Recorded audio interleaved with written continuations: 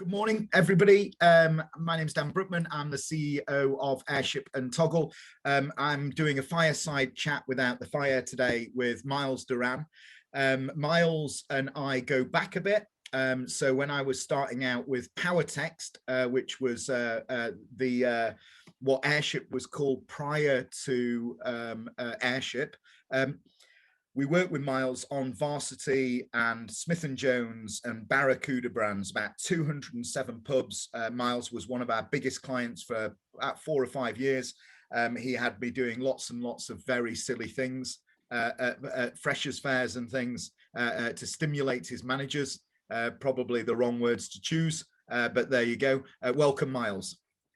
Welcome, Dan. Do you want to just give yourself a little bit of an introduction?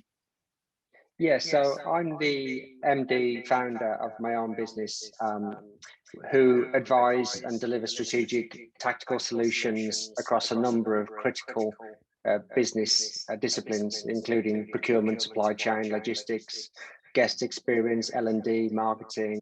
Yeah, that's me. Great. And we've also worked together at Revolution Bars as well.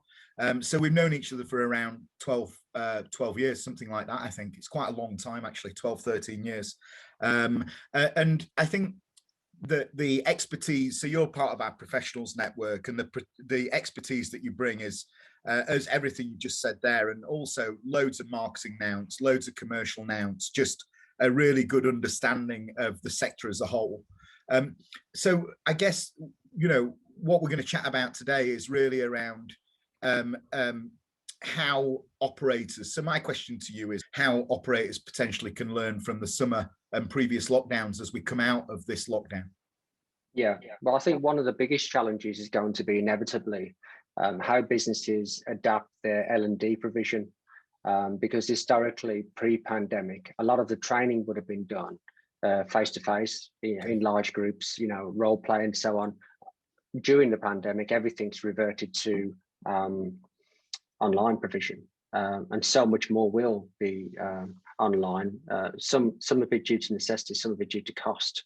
Getting everyone together is a costly exercise. However, the guest touch points and hospitality are not to be taken for granted. There's only so much you can do online, and the training and teaching people how to read body language, eye contact, you know, the tactile touch points are what make hospitality amazing. So finding that balance between online and, you know, in person will be a challenge, and just getting everyone ready again, getting everyone warmed up again, you know, match fit. It's been a long time, and one of the things I'd urge people just to look at is the scale of their F&B menus, so the food and drink provisions, cocktail menus, drink menus, the complexities in their engineering of their food menu, just how many items they have and how much the team have to relearn ahead of going live again.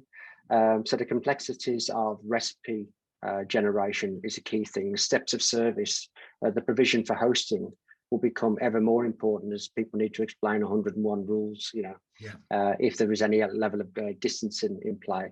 And just as much as anything, the relevance when guests are at home as well as in the unit, in the bricks and mortar provision for the brand or the experience is going to be super important, because customers have got used to having a guest experience at home, whether that's letterbox cocktails or a food delivery, and that's got people by, but they will crave that overall sizzle of the brand experience, and it's finding a happy medium between the two.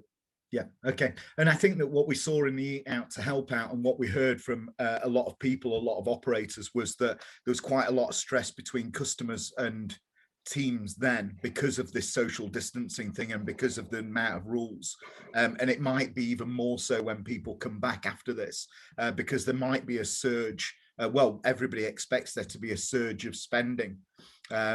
So yeah, I think that point around the menus is really pertinent. And what about the supply chain then? How do you think that operators need to be thinking about supply chain in the coming months, and around an ever trading, an ever evolving trading plan? I mean, supply chain is a very complicated question. because it's so fragmented. There's lots of people in supply chain, supply the sector, so to speak, that haven't had any support whatsoever. So if I think of wholesale route to market for food and drink, they haven't had any support at all, really, because they don't fall into any. So they've basically loaned themselves up to their eyeballs just to survive and get through it. So I would urge again operators to think about being supportive of the supply chain rather than just knocking on the door and asking all the time, because those guys need help as well. So think about payment terms, deferred agreements, length of contracts. So if they've had periods of contracts that have either expired or are coming up for renewal because they've lost a year, think about extending those, with favourable terms to help them, to help you. Give them notice. If you're going to reduce anything on your menus, give them plenty of notice so they're not left holding, onerous amounts of stock, which they're liable for. You won't be. So forecasting and working with them on ranging is going to be uber important so they can manage their cash flow as well, because they're going to need to build the provision, build the pipeline to support operators when they come out the other end. So as much notice that we can give them to help them will only make sure that operators are able to take off immediately when the flares go off, really. Yeah, okay. That's the supply chain's often not thought about, and it's I consider ourselves part of the supply chain. I mean, we're not in the we're not resold, if you like, within a pub or a restaurant. We're not a product, but our platforms are used within businesses. So it's good advice. And finally, around collaboration, we're speaking to lots of drinks companies, and we expect there to be a lot of support around there. How do operators best leverage that, and how far should they look ahead when they're thinking about what that support might look like? Well, every operator, I'm sure, will have a brand plan, a strategic plan for the next 12 months, 18 months, with forecasts and budgeting, with costs pinned down. The most important thing, I believe, is to make sure that the brand partnerships they have are aligned to their purpose and values, so they're authentic and they add value at every level. I think operators should also make sure that their brand partnerships support their sustainability objectives.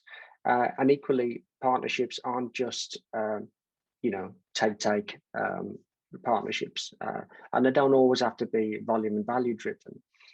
They sometimes can be more meaningful than that. And I'm talking about health and well-being support and accessibility for the teams, which will become even more prevalent once we're through this, because the damage, the unknown damage and toll taken on people's health and well-being.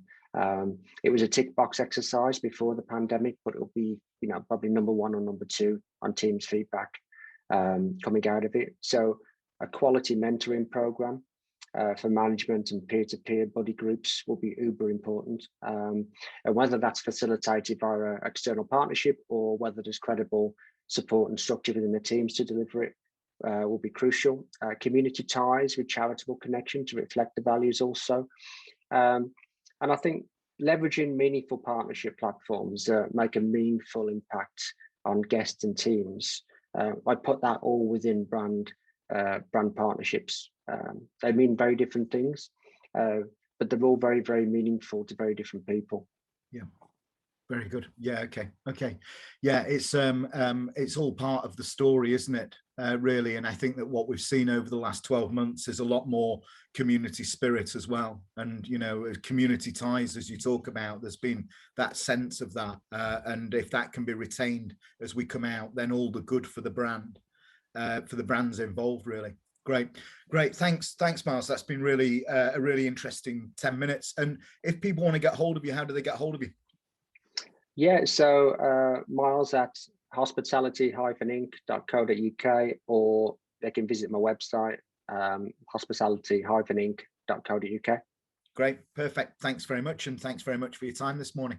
Been good to chat. Cheers.